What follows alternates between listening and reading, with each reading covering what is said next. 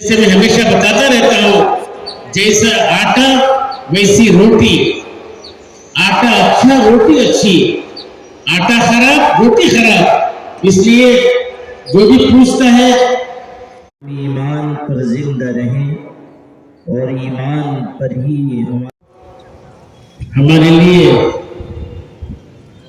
یہ جو میں نے آیت تلاوت کی، اس میں اللہ تعالیٰ ارشاد فرماتا من عمل صالحا من ذکر او انثی، جو بھی اپنی زندگی کو سنت کے مطابق بنائے، زندگی بنانے والا چاہے مرد ہو، زندگی بنانے والی چاہے عورت ہو، وہ مؤمن ایمان کی حالت میں اللہ کا وعدہ ہے تاکیدوں کے ساتھ فَلَنُحْيِيَنَّهُ حَيَاةً طَيِّبَةً، ہم ضرور بالضرور ان کو خوشگوار زندگی دیں گے۔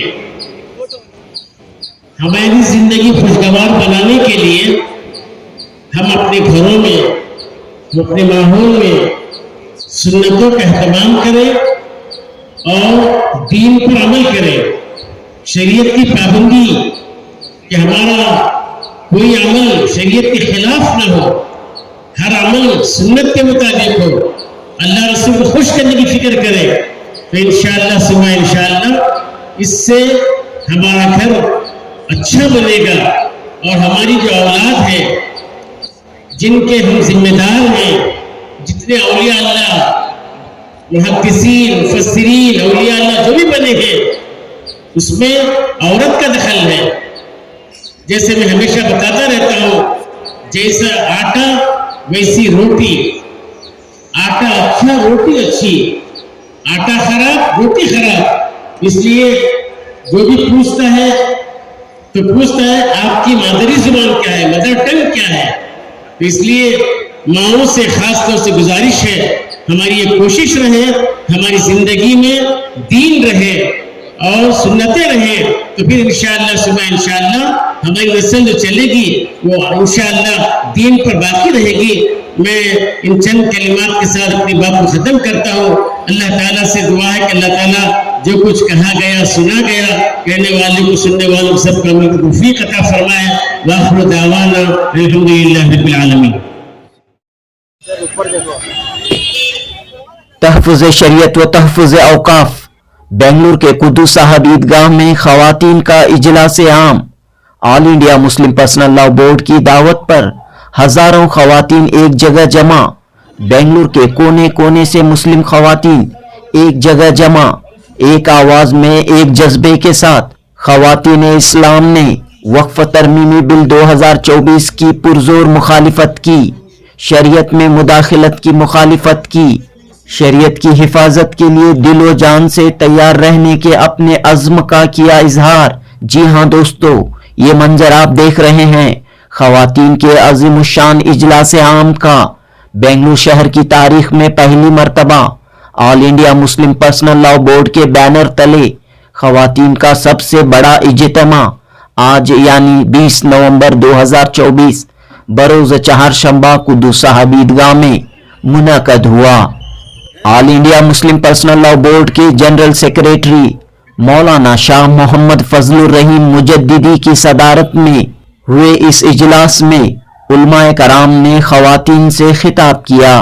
تقریباً تمام خواتین برقع اور حجاب میں یہاں جمع تھیں۔ اسٹیج اور خواتین کے درمیان پردے کا نظم کیا گیا تھا۔ آل انڈیا مسلم پرسنل لاء بورڈ شعبہ خواتین کی کنوینر محترمہ جلیسہ یاسین نے بڑے ہی مؤثر طریقے سے وقف بل 2024 پر تفصیلی طور پر روشنی ڈالی۔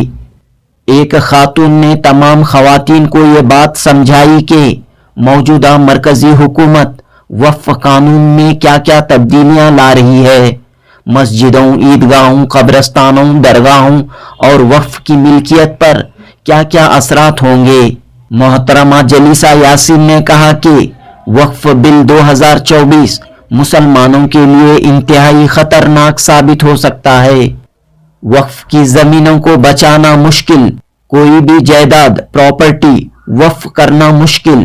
اس طرح جلیسہ یاسین نے وقف امینڈمنٹ بل کے خطرات اثرات پر रोशनी डाली। दूसरी जानिब उलमाए कराम ने कहा कि शरीयत की हिफाजत, औकाफ की हिफाजत खवातीन के ताउन और साथ के बगैर मुमकिन नहीं है। मर्द हजरात के साथ खवातीन भी अपनी आवाज बुलंद करें ताकि हुकूमत वक्फ बिल को वापस ले। इस इजलास में वक्फ बिल के अलावा शरीयत की हिफाजत के लिए खवातीन के रोल पर, खवातीन की जिम्मेदारियों पर उलमाए कराम ने खिताब किया और इस बात पर जोर दिया कि खवातीन अपने घरों को, अपने बच्चों को दीनदार बनाएं, शरीयत के उसूल पर पाबंद रहें। सदर इजलास मौलाना मोहम्मद फजलुर रहीम मुजद्दिदी ने कहा कि फैशन के नाम पर बेहयाई फैलाई जा रही है, मुस्लिम लड़कियां इर्तिदाद का शिकार हो रही हैं और खवातीन को टारगेट बनाकर मजहब इस्लाम के खिलाफ आए दिन गलत प्रोपेगेंडा किया जा रहा है, जबकि मजहब इस्लाम ने सबसे पहले खवातीन के हुकूक, खवातीन के मकाम व मर्तबे को बयान किया है। मौलाना मुजद्दिदी और तमाम उलमा ने इस बात पर जोर दिया कि शरीयत की हिफाजत के लिए जरूरी है कि मर्द व खवातीन शरीयत पर अमल पैरा रहें, मुकम्मल तौर पर शरीयत पर चलें। हुकूमत अगर शरीयत में मुदाखलत करे तो भी, हुकूमतें अगर शरीयत में मुदाखलत करें तो भी इसका असर नहीं होगा। इस जलसे आम से all India Muslim personal law board के सेक्रेटरी मौलाना मोहम्मद उमरेन रहमानी ने अपने कलीदी खिताब में कहा कि वक्फ बिल के जरिए हुकूमत मस्जिदों, ईदगाहों, दरगाहों और तमाम इबादतगाहों पर शिकंजा कसना चाहती है, वक्फ के मामलात को अपने कंट्रोल में लेना चाहती है।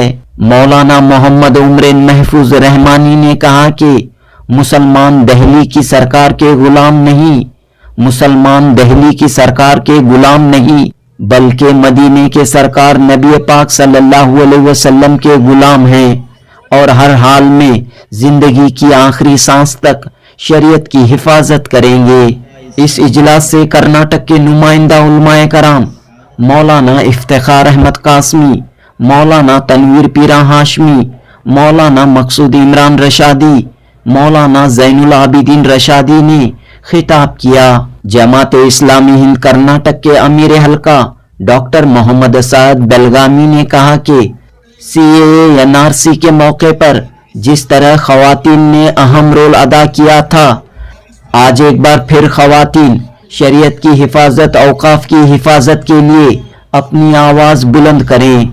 इस तारीखी व यादगार इजलास के कन्वेनर फयाज शरीफ और सलमा शरीफ ने इजलास के इख्तिताम पर सबों का शुक्रिया अदा किया। जुनूबी हिंद न्यूज़ रिपोर्ट।